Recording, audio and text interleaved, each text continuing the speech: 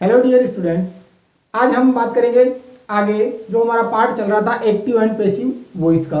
देखिए हमने affirmative sentence थे वो पढ़ लिए, उसके बाद इंटरोगेटिव की बात कर ली थी। आज हम बात करेंगे अफर्मेटिव सेंटेंस के कुछ टाइप है जिनके बारे में, जहां मैंने पिछले वीडियो के लास्ट में कहा था कि कुछ सेंटेंस है जिनके बीच में गोइंग टू उसके बाद में वर्ब के फर्स्ट फॉर्म का यूज किया जाता है, या फिर कुछ अनइम्पोर्टेंट सब्जेक्ट से स्टार्ट होने वाले, मतलब कुछ ऐसे सेंटेंस जिनमें अनइम्पोर्टेंट सब्जेक्ट होते हैं जिनका कोई इंपॉर्टेंस नहीं रहता कि उसको ऑब्जेक्ट में चेंज करें, उनके बारे में बात करेंगे।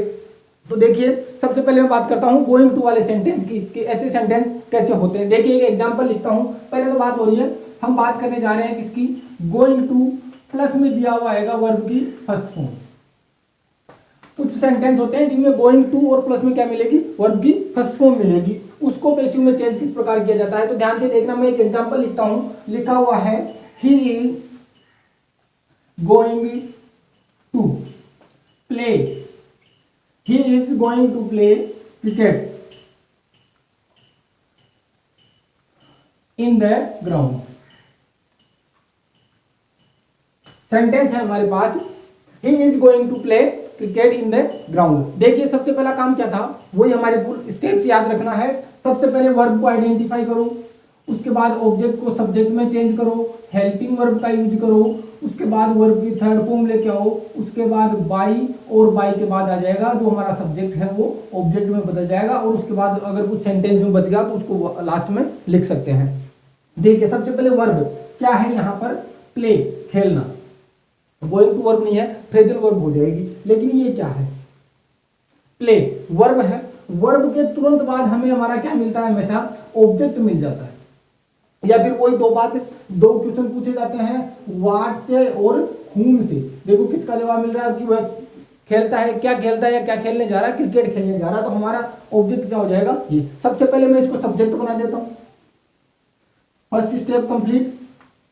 सेकंड स्टेप में क्या करना है, हेल्पिंग वर्ब। हेल्पिंग वर्ब देखो क्या लिखा हुआ है, is am are, present continuous tense है तो प्रेजेंट का प्रेजेंट ही रखेंगे, रख दिया। उसके बाद देखो क्या करना है, सबसे पहले क्या करना है, ऑब्जेक्ट को सब्जेक्ट में बदल दिया, हेल्पिंग वर्ब आ गई। अब थर्ड फॉर्म का यूज करना है, लेकिन नहीं, थर्ड फॉर्म से पहले क्या आ गया हमारे पास, गोइंग टू। तो 3 नंबर पे हमें क्या कर देना है, गोइंग टू को एज इट इज लिख देना है। तो क्या हो जाएगा, सी इज गोइंग टू। अब क्या करना है, बी लगा देना है। क्या हो जाएगा, सी इज गोइंग टू बी। अब क्या होगा, वर्ब आएगी, थर्ड फॉर्म का यूज होगा, क्या हो जाएगी, प्लेड। तो cricket is going to be played. अब बचा क्या, बाय का प्रयोग करना है, बाय का प्रयोग कर दिया।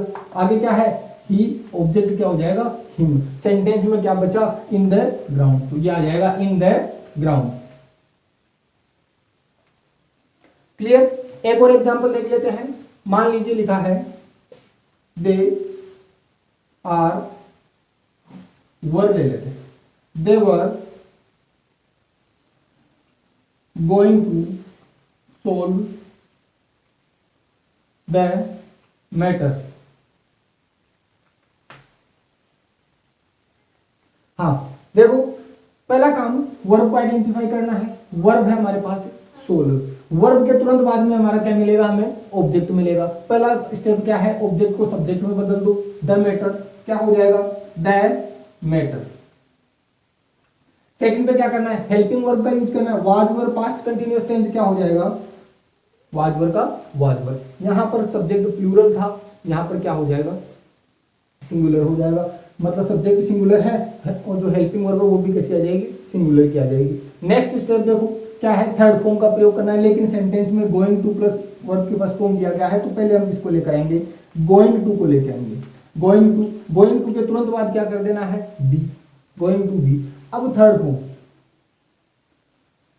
सोल्व की थर्ड फॉर्म क्या हो जाएगी, सोल्व।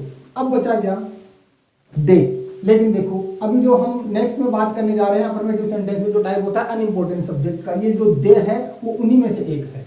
जो दे है वो उन अनइम्पोर्टेंट सब्जेक्ट्स में से एक है। तो ऐसे सब्जेक्ट्स को हम ऑब्जेक्ट में नहीं बदलते, नहीं बदलेंगे तो सेंटेंस हमारा यहीं खत्म हो जाएगा। ये था हमारा गोइंग टू का कॉन्सेप्ट था वो। अब हम नेक्स्ट बात करेंगे अनइम्पोर्टेंट सब्जेक्ट के बारे में। देखिए बात हो रही है अनइम्पोर्टेंट सब्जेक्ट की। सबसे पहले हम उनको जान लेते हैं कि अनइम्पोर्टेंट सब्जेक्ट किन किन को माना जाता है। लेकिन सबसे पहले एक एक लिख के बता देता हूं। बात कर रहे हैं अनइम्पोर्टेंट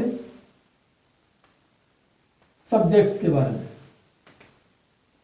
अनइम्पोर्टेंट सब्जेक्ट्स के बारे में हम बात कर रहे हैं। देखो सबसे पहला तो हम उसी की बात कर लेते हैं, वो क्या होता है डे, उसके बाद वी, उसके बाद पीपल, उसके बाद आता है वन, उसके बाद चिल्ड्रन को भी, चाइल्ड को माना जाता है, चाइल्ड को भी अनइम्पोर्टेंट सब्जेक्ट माना जाता है। उसके बाद समवन, एनीवन, somebody, anybody, ये कुछ जो हमारे पास सब्जेक्ट्स दिए गए हैं इनको अनइम्पोर्टेंट माना जाता है। मतलब अगर हम एक्टिव से पैसिव में चेंज कर रहे हैं सेंटेंस को और ये दिया हुआ है, ये हमारा सब्जेक्ट है, तो उसको अगर हम ऑब्जेक्ट में ट्रांसलेट मतलब चेंज करने जा रहे हैं तो ये सब्जेक्ट से ऑब्जेक्ट में चेंज नहीं होगा। मतलब बाई के साथ वो जो ऑब्जेक्ट होगा वो लगाने की जरूरत नहीं पड़ेगी। एग्जाम्पल करके देखते हैं। सबसे पहले दे का एक एग्जाम्पल जो अभी था गोइंग टू में वो देख लिया, एक और देख लेते हैं।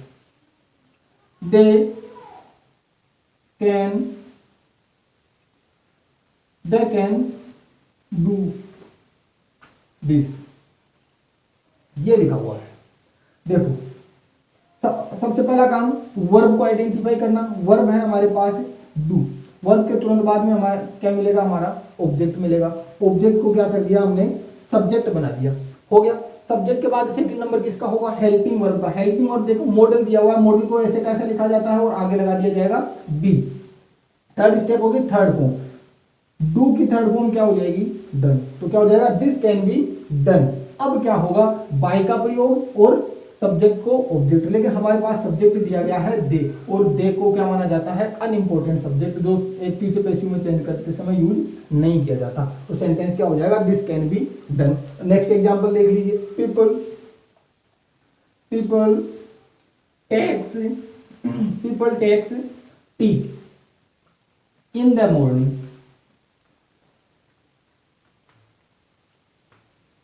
ठीक है, देखो people takes tea in the morning, verb क्या है, टेक, टेक के आगे क्या लिखा है, टी, ऑब्जेक्ट हो गया, क्या हो जाएगा इसका, सब्जेक्ट बन जाएगा। वर्ब की फर्स्ट फॉर्म और एस और ई एस दिया गया, मतलब प्रेजेंट सिंपल है, कंटिन्यूस में चला जाएगा, इज हो जाएगा। थर्ड स्टेप थर्ड फॉर्म का प्रयोग करना है, टेक की थर्ड फॉर्म क्या हो जाएगी, टेकन हो जाएगी। अब देखो 4 नंबर पे क्या होता था, प्रीपोजिशन बाय का यूज करना, और 5 नंबर पे सब्जेक्ट को ऑब्जेक्ट में बदलना। लेकिन देखो हमारा सब्जेक्ट क्या है, पीपल, और पीपल को हमने क्या माना है, क्या होता है, अनइम्पोर्टेंट सब्जेक्ट होता है, मतलब ये पैसिव में चेंज करते समय यूज नहीं किया जाएगा। तो हम भी यूज नहीं कर रहे, बचा क्या, इन द मॉर्निंग। तो क्या था, people takes tea in the morning, इसका क्या हो जाएगा, tea is taken in the morning.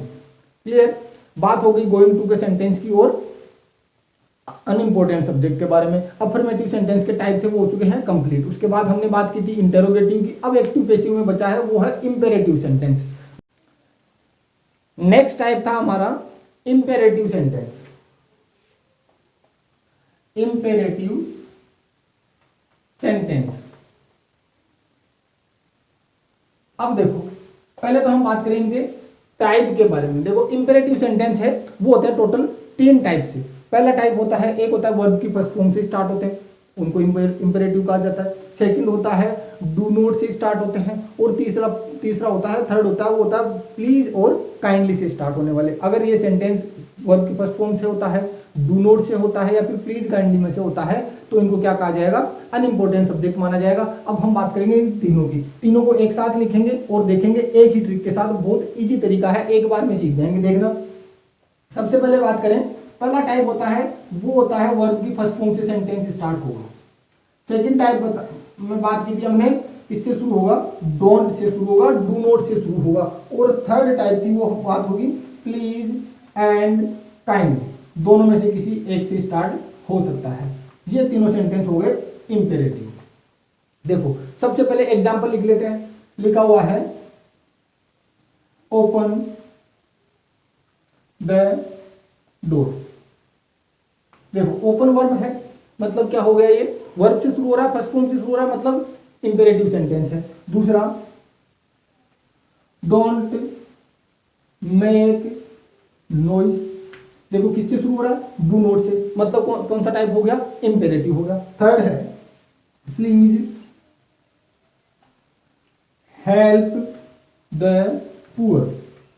देखो किससे शुरू हुआ है, प्लीज से शुरू हुआ है, मतलब प्लीज काइंडली से शुरू होती है, कौन सा होता है, इंपेरेटिव सेंटेंस। अब देखिए इंपेरेटिव सेंटेंस को पैसिव में बनाने का बहुत इजी, सबसे इजी होता है, और एग्जाम में भी लगभग एक ना एक सेंटेंस जरूर आपको कहीं ना कहीं में से एक मिल जाएगा। सबसे पहले मैं बात करूं फर्स्ट फॉर्म की, कि अगर सेंटेंस फर्स्ट फॉर्म से शुरू होता है, छोटा सा फॉर्मूला याद रखना है।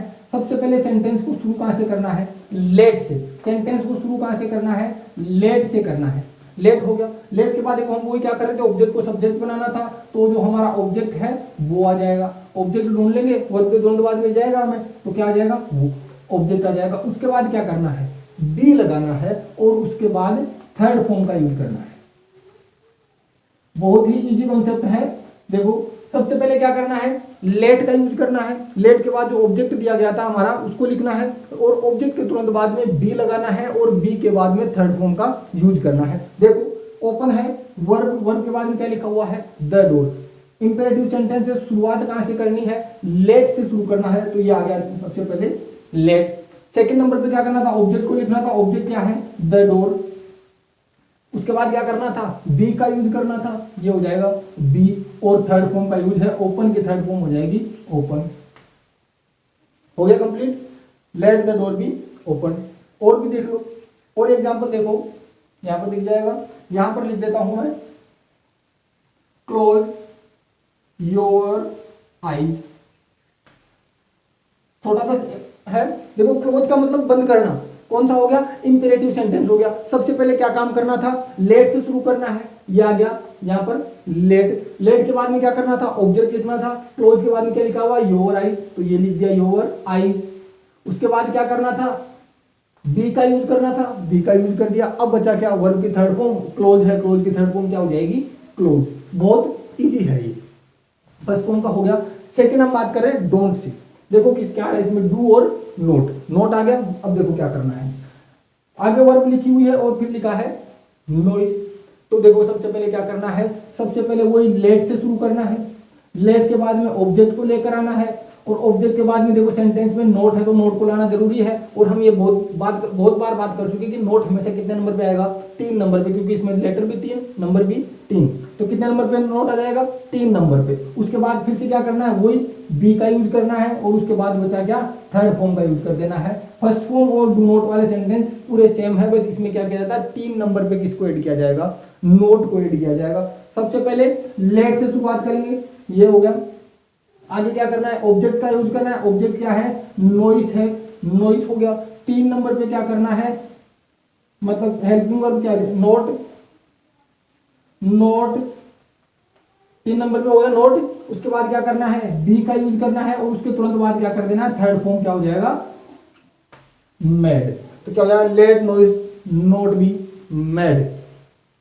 अगला देखो, और अगर ऐसे में एग्जांपल है, और भी एग्जांपल देख सकते हैं, जैसे लिखा हुआ है don't abuse him. Do not से स्टार्ट हो गया। सबसे पहले वही क्या करना है, वर्ब है हमारे पास अब्यूज, आगे लिखा है हिम। सबसे पहले लेट से शुरू करेंगे, लेट। उसके बाद ऑब्जेक्ट को लिखेंगे ही, नॉट, बी और अब्यूज। क्लियर। देखो नेक्स्ट था प्लीज और काइंडली से शुरू होने वाले, सबसे इजी सेंटेंस ये है। देखो अगर एक्टिव का सेंटेंस है, प्लीज से शुरू होता है, वो तो हमें उसको पैसिव में चेंज करना होता है, तो हमें क्या करना है, सबसे पहले तो प्लीज और काइंडली में से जो एक दिया हुआ उसको हटा देना है। हटा देंगे, उसके बाद क्या करेंगे, सेंटेंस की शुरुआत करेंगे, यू आर रिक्वेस्टेड टू।